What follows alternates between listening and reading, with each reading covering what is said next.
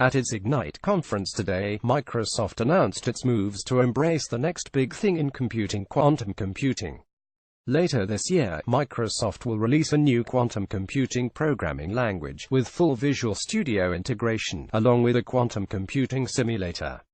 With these, developers will be able to both develop and debug quantum programs implementing quantum algorithms. Quantum computing uses quantum features such as superposition and entanglement to perform calculations. Where traditional digital computers are made from bits, each bit representing either a 1 or a 0, quantum computers are made from some number of qubits, quantum bits. Qubits represent, in some sense, both 1 and 0 simultaneously, a quantum superposition of 1 and 0. This ability for qubits to represent multiple values gives quantum computers exponentially more computing power than traditional computers.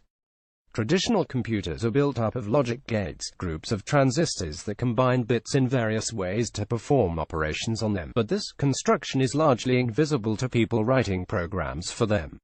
Programs and algorithms aren't written in terms of logic gates, they use higher-level constructs, from arithmetic to functions to objects, and more. The same is not really true of quantum algorithms. The quantum algorithms that have been developed so far are in some ways more familiar to an electronic engineer than a software developer, with algorithms often represented as quantum circuits, or arrangements of quantum logic gates, through which qubits flow, rather than more typical programming language concepts. Microsoft's quantum programming language, as yet unnamed, offers a more familiar look to programming quantum computers, borrowing elements from C, Python, and F. Developers will still need to use and understand quantum logic gates and their operations, but they'll be able to use them to write functions, with variables and branches and other typical constructs. As an example, a program to perform quantum teleportation is offered as a kind of hello world for quantum computing in large quantum teleportation program. This snippet of code has a couple of functions, EPR and teleport, along with a third function, teleport, to test that the teleport function works. EPR creates an EPR pair of entangled qubits, using a Hadamard gate H, which generates a qubit with an equal probability of being a 1 or a 0, and a controlled NOR gate, which entangles two qubits to make the EPR pair. The teleport function entangles two qubits and then measures with M the value of one of them.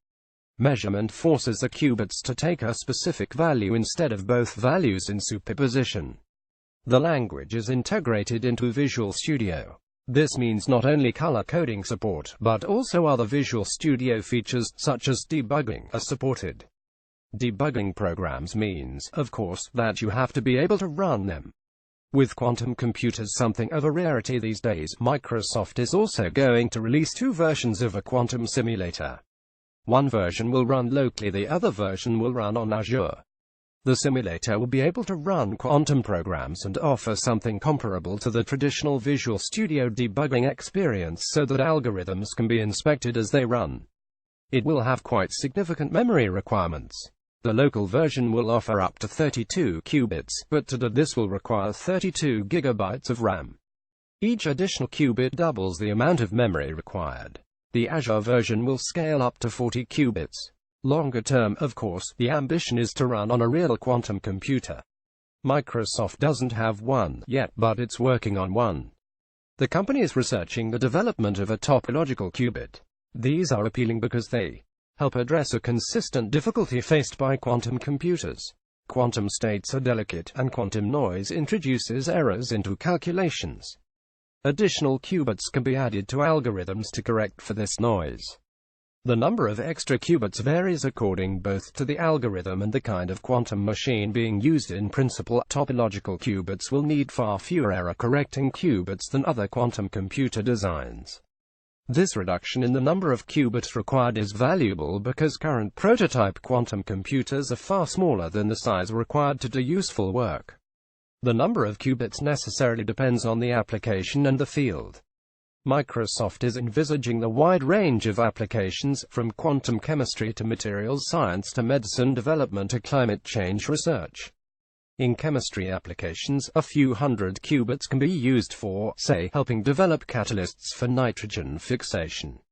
Materials science applications require perhaps a few thousand. But even these numbers are huge compared to the quantum computers that have been built. Last year, for example, IBM offered access to a 5-qubit computer. Microsoft's hope is that the greater error protection offered by topological qubits will eventually make it easier to build quantum computers that are big enough for real work. One awkward specter is what happens if someone does manage to build a large quantum computer. Certain kinds of encryption gain the security from the fact that integer factorization, breaking a number down into smaller numbers that, when multiplied together, produce the original number, is believed to be hard for traditional computers. RSA encryption uses large integers, 2048 or 4096 bits, typically, that are produced by multiplying together two large prime numbers, and RSA gains its strength from the fact that this multiplication is in a sense irreversible given the product of the two primes. It's really hard to figure out what the primes were in the first place.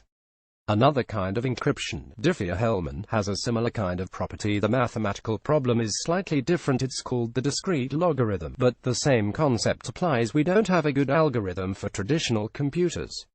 We do, however, have a good algorithm for quantum computers. For it to be useful, we'd need much larger quantum computers than we have today. Factorizing a number with n bits requires about 2n qubits, so we're talking something like 4,000 to 8,000 qubits to break common encryption today. But if the technology were developed to build quantum computers with a few thousand qubits, these encryption algorithms would become extremely vulnerable.